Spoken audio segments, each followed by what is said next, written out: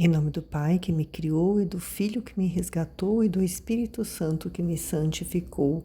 Divina vontade, reina na minha vontade. Ó minha mãe, eu te amo e tu me amas. Dá-me um gole da vontade divina para a minha alma. Me abençoa, Mãe, para que todas as minhas ações sejam feitas diante de vossos olhos maternais. Amém. Fiat. Quando a divina vontade reina nas almas. Seleção de trechos dos escritos de Luisa Picarreta, 1865-1947, a pequena filha da divina vontade. Nil Obstat, Trani, Itália, 4 de março de 1997. Carmelo Cassati, arcebispo.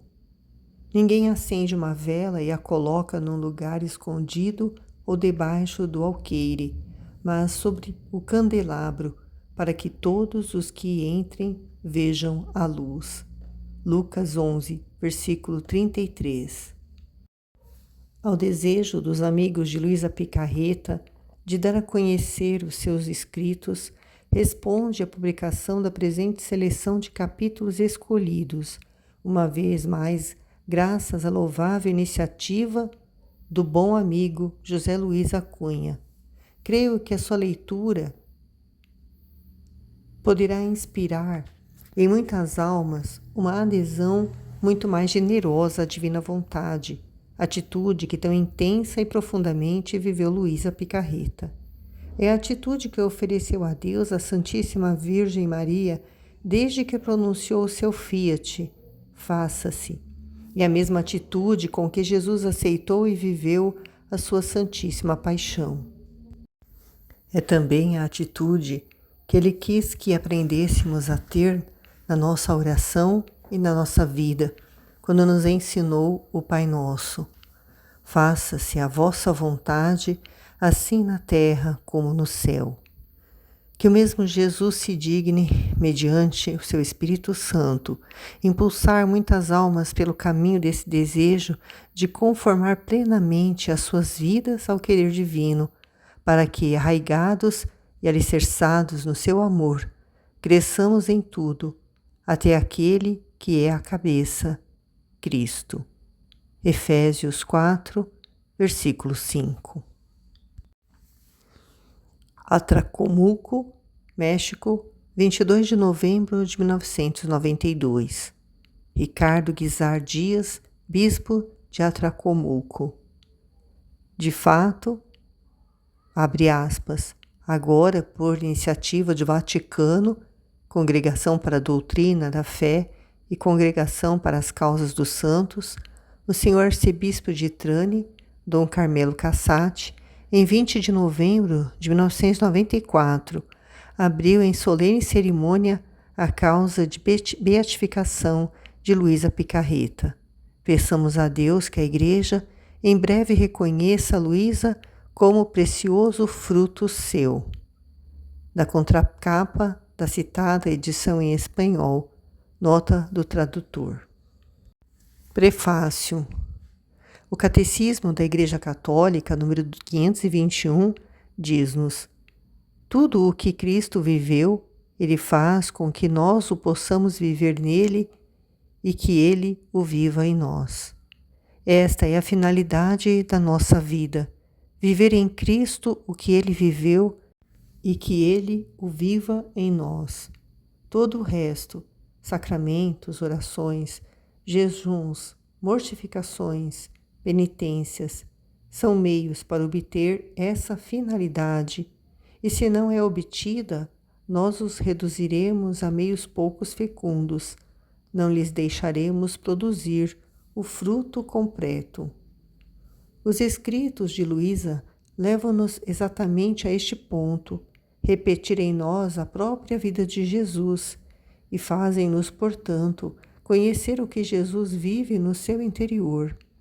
Fazem-nos conhecer como opera a sua vontade divina e com a sua vontade humana, verdadeiro Deus e verdadeiro homem, e como nele tudo é feito e vivido na vontade divina, a qual operando junto com a sua vontade humana, faz-se depositária de todos os seus atos, permanecendo nele tudo na sua divina vontade, no seu divino querer, esperando que nós, vivendo na sua divina vontade, encontremos todos os atos que fez, toda a sua vida, a fim de que a façamos vida nossa, a fim de que se torne vida de cada um dos nossos atos. Noutras palavras, nesses escritos, Jesus desvendou-nos o seu interior divino e humano, para que o aprofundemos, para que conheçamos mais o que ele viveu, para que, conhecendo, nós o queiramos e possamos viver. Tomemos, por exemplo, esse trecho do volume 12, de 5 de janeiro de 1921. Minha filha, a verdadeira vida da alma feita no meu querer nada mais é do que a formação da sua vida na minha, dar a minha própria forma a tudo o que ela faz. Eu nada mais faço do que dar voo no meu querer a todos os atos que eu fazia, seja internos ou externos. Dava voo a cada pensamento da minha mente, o qual, ultrapassando qualquer pensamento da criatura, da qual tudo existia no meu querer, fazia-se quase coroa de cada inteligência humana, elevava a majestade do Pai, a homenagem, a adoração, a glória, o amor, a reparação de todo o pensamento criado. E assim o meu olhar, a minha palavra, o meu movimento, o meu passo. Ora, a alma, para ter vida no meu querer, deve dar a forma da minha mente à sua, a forma do meu olhar, da minha palavra, do meu movimento aos seus, de modo que, fazendo isso, perde a sua forma e adquire a minha. Nada mais faz do que dar contínuas mortes ao ser humano e contínua vida à vontade divina nela, a qual repetirá nela a minha vida com todos os bens que contém, com os meus mesmos modos, com os meus mesmos méritos, com a minha mesma santidade, com a minha mesma potência. Só a minha vontade, vivendo na alma, insere nela, nos seus atos, todo o bem e a vida dos meus, fazendo com a criatura uma só coisa, uma só vida, a minha nela. Portanto, quanto mais conheçamos o que Cristo viveu, mais vamos querer que o viva em nós, e mais poderá Ele vivê-lo em nós, até a plenitude possível a uma criatura. E para formar esta vida divina em nós, necessita-se uma maternidade divina que a fecunde, a Santíssima Virgem Maria, Mãe Divina de Jesus e Mãe Divina nossa, a qual, com a sua missão e tarefa maternas, fará crescer e desenvolver-se até a sua plenitude, até que sejamos, na verdade, imagem e semelhança do Verbo encarnado. Podemos dizer que tudo isso é o grande e principal tema destes escritos. A serva de Deus, Luísa Picarreta, a sua vida. Nasceu em 23 de abril de 1865, na pequena cidade de Corato, província de Bari, na Itália do Sul. Ali sempre viveu e ali morreu, com fama de santidade, em 4 de março de 1947. Viveu quase 82 anos, 70 dos quais, inicialmente por períodos, depois sem interrupção, passou na menor cela que tem existido no mundo, a sua cama.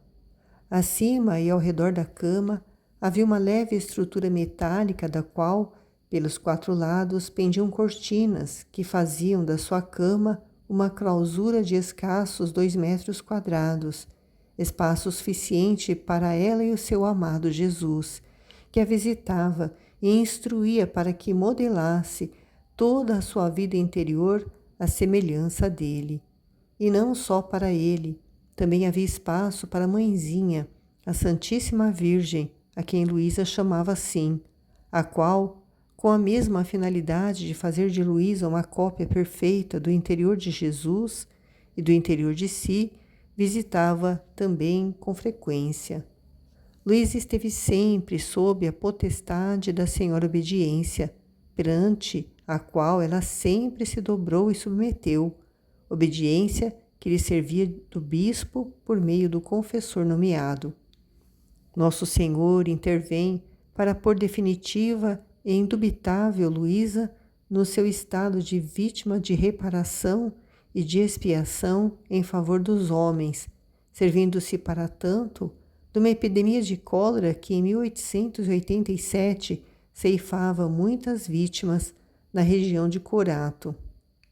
Jesus pediu-lhe que aceitasse um estado de sofrimento para pôr fim àquele flagelo, e tendo anuído Luísa, depois de 3 dias de sofrimentos, desapareceu a cólera que fazia meses graçava. Quando tinha 21 anos, o seu novo confessor, Padre Miguel de Benedictis, para conhecer, provar e discernir o seu espírito, impôs-lhe como primeira coisa que se devia sofrer, devia primeiro pedir-lhe a obediência. Sem o seu consentimento, Luísa não podia nem devia aceitar de Jesus o estado de sofrimento. Aproximadamente 1 ano depois, Jesus pediu-lhe que se oferecesse a sofrer, já não a intervalos como antes, mas de forma contínua, e tudo para reparar a divina justiça, demasiado irada, e evitar aos homens tantos castigos que cada vez mais mereciam e que estavam a ponto de chover. Luísa fez saber esses desejos de Jesus ao confessor e pediu-lhe que lhe desse obediência, pois devia sofrer por um certo tempo, que ela pensava que fossem 40 dias. O confessor assentiu e Luísa ficou definitivamente em cama desde os 22 anos, outono de 1887, e ainda teve de viver por outros 60 anos, sim, 60, na sua cela, pois a obediência era-lhe renovada. E viveu-os assim sem haver estado nunca doente de nada, e sem que jamais apresentasse chaga alguma devido ao seu estado. Iniciou-se então uma nova série de graças singulares.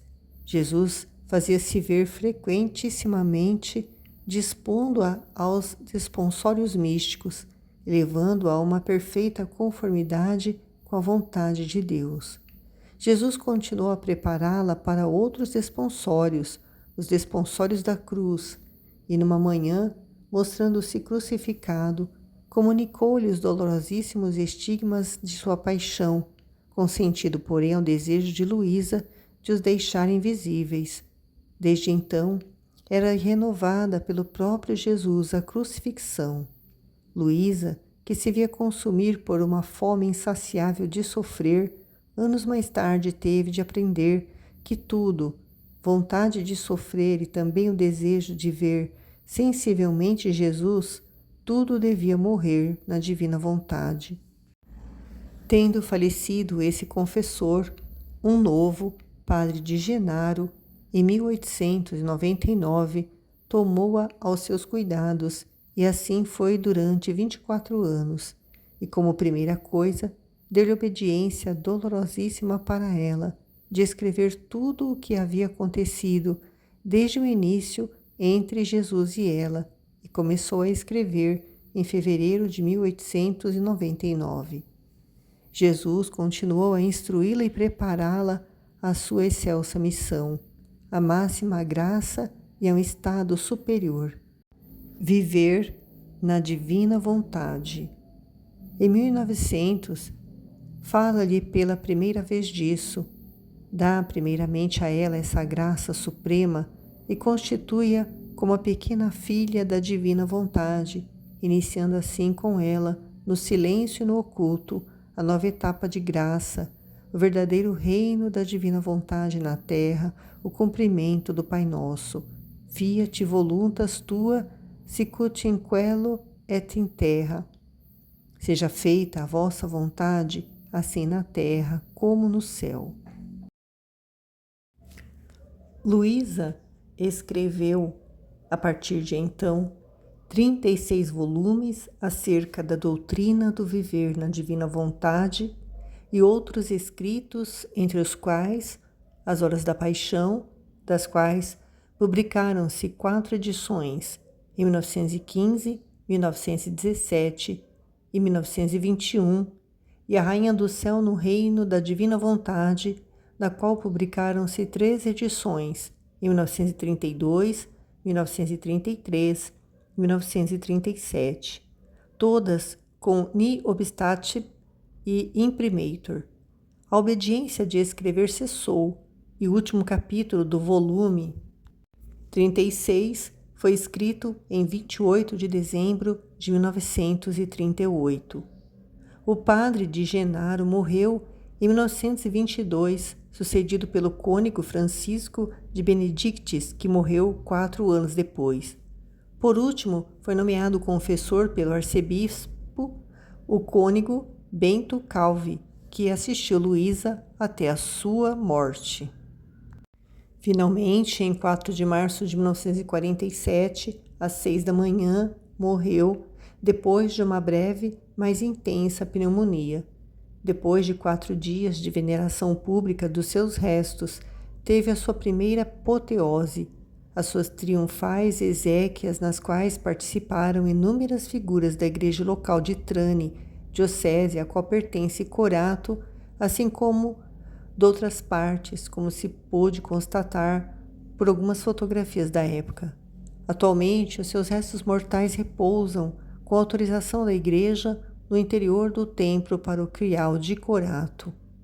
Como se dava em um dia qualquer da vida de Luísa, o seu último confessor, Padre Bento Calvi, deixou esse testemunho. Fenômenos extraordinários em vida. Por volta das 6 da manhã, o confessor estava à cabeceira da sua caminha. Luísa encontrava-se como se fosse um monolito, contraída tão fortemente que, quando a sua irmã ou alguém de casa tinha que sentá-la na cama, na sua posição costumeira, para obedecer ao confessor ou ao bispo, não eram capazes de movê-la por causa do peso, como se fosse um grande pedaço de chumbo, nem estender-lhe membro algum, tendo forte rigidez. Só quando o confessor, ou podia ser, em determinadas circunstâncias, qualquer sacerdote, lhe devolvia a vida e movimento ao corpo, dando-lhe uma bênção e fazendo-lhe um sinal da cruz com o polegar sobre o dorso da mão. O corpo de Luísa então se reanimava, começava a mover-se, enquanto sua irmã podia levantá-la e colocá-la facilmente e sem nenhum esforço no seu lugar e na sua costumeira e única posição, sentada na sua caminha. Outro fenômeno extraordinário. Em 64 anos, pregada na sua caminha, nunca sofreu nenhuma chaga ou decúbito. Logo em seguida, vinha a leitura, feita somente pelo confessor, à cabeceira, daquilo que havia escrito naquela noite acerca das sublimes verdades da divina vontade. Ainda outro fato extraordinário. Qual era o seu alimento? Tudo o que comia depois de algumas horas era total e completamente devolvido, assim desde que ficou em cama até a morte, 64 anos. O seu único alimento era a divina vontade e Jesus sacramentado. Puderam observar pessoalmente e controlar escrupulosamente esses e outros fenômenos e, ademais, submetê-los a severos exames. Não poucos doutores e professores de dogmática, de moral, de ascética e de mística, chamados pelos nossos superiores diocesanos para emitir um juízo. Menciono um par deles. O padre Dr. Domingos Franzé, OFM, professor de Fisiologia e Medicina no Colégio Internacional Santo Antônio em Roma, e o padre Dr. Gonçalo Valls, OFM, também doutor em Teologia Moral, Ascética e Mística, e outros mais. Depois de haver despertado, Luísa, mediante a santa obediência, o confessor, ou então outro sacerdote, celebrava a Santa Missa no quartinho diante do seu leito. Depois, ao receber a Sagrada Comunhão, Luísa ficava ainda como adormecida, extasiada, em íntimo colóquio com o Senhor durante 2 ou 3 horas, mas sem ficar rígida, nem com a perda completa dos sentidos. Muitas vezes, contudo, durante o dia, acontecia que Nosso Senhor estava em modo sensível a ela, e às vezes as pessoas que lhe faziam companhia notavam o fato.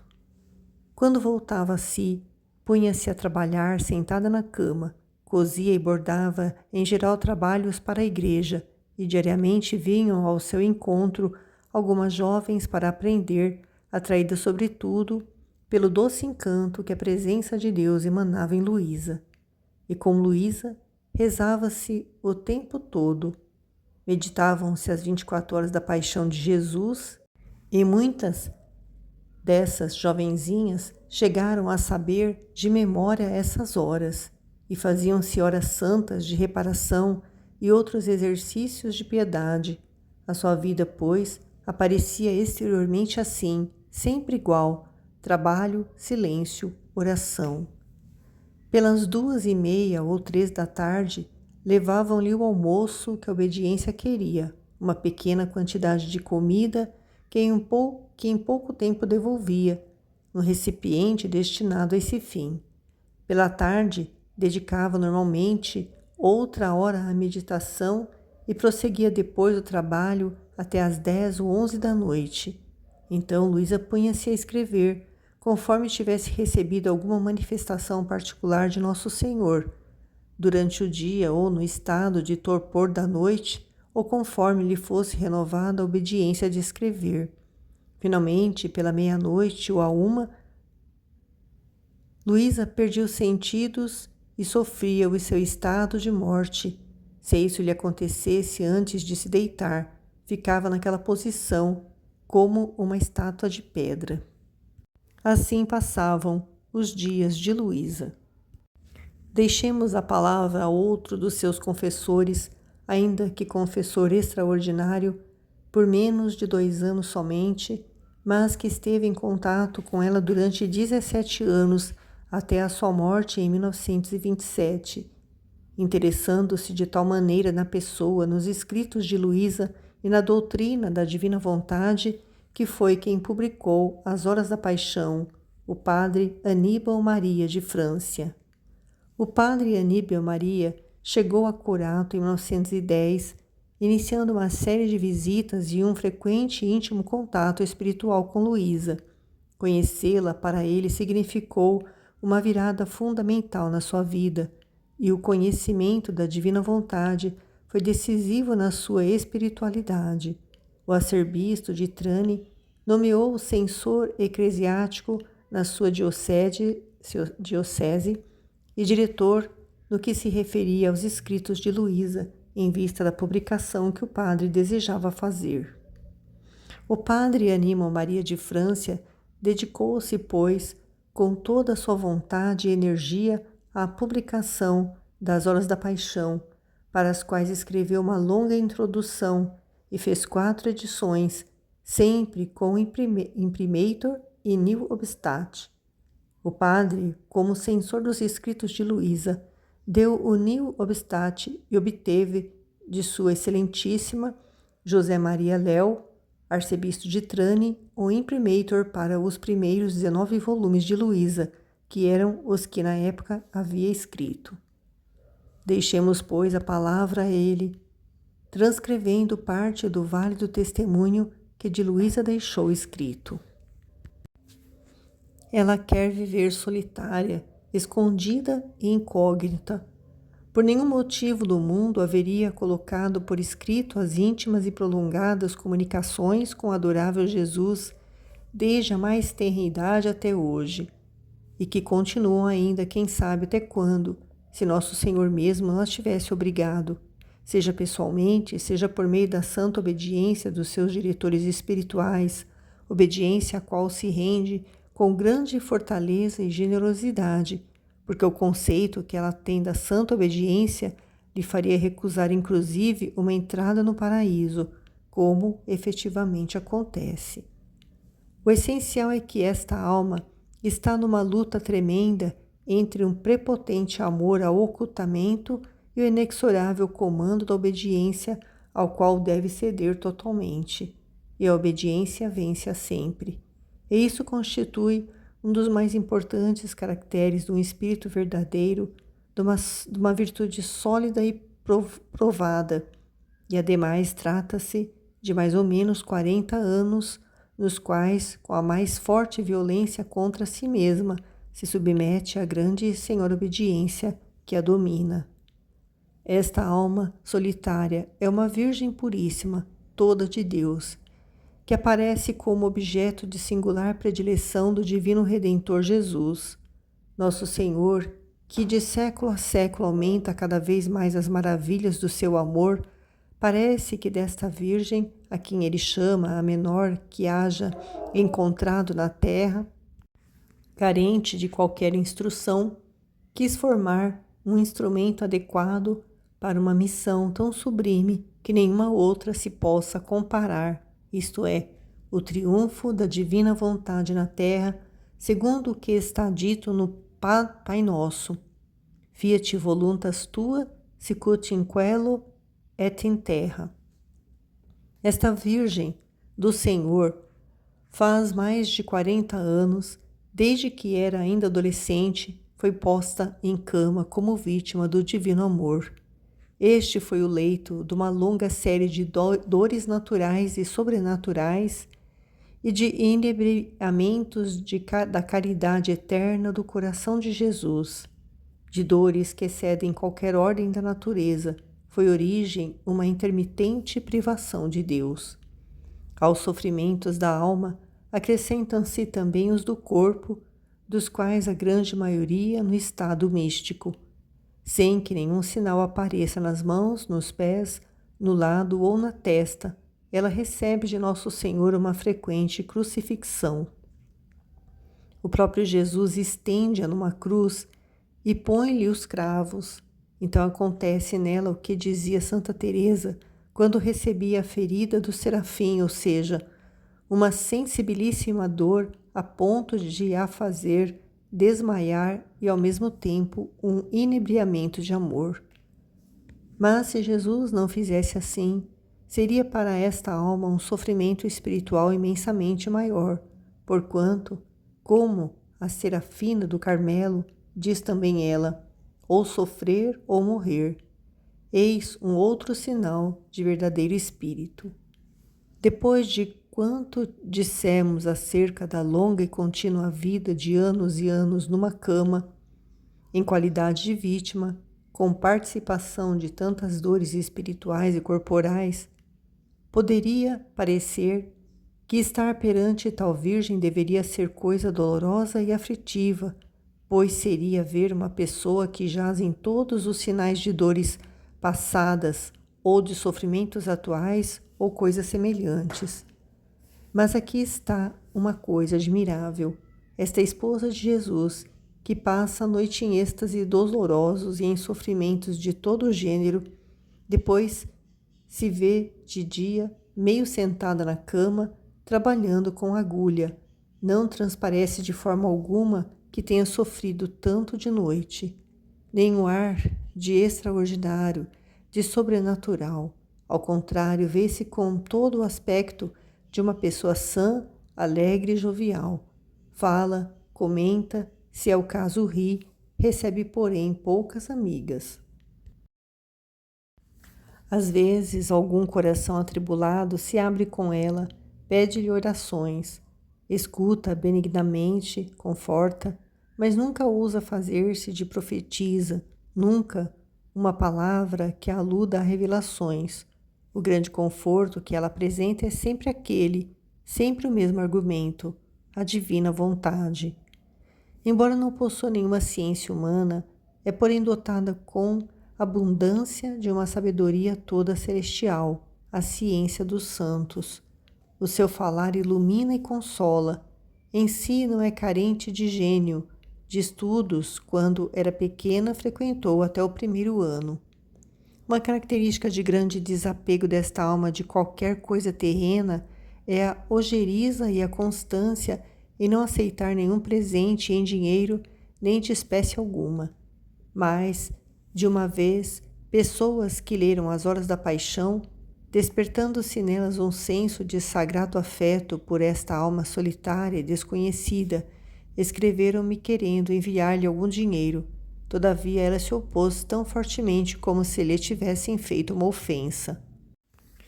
O seu viver é muito modesto. Ela possui pouco. Vive com uma amável irmã que a assiste.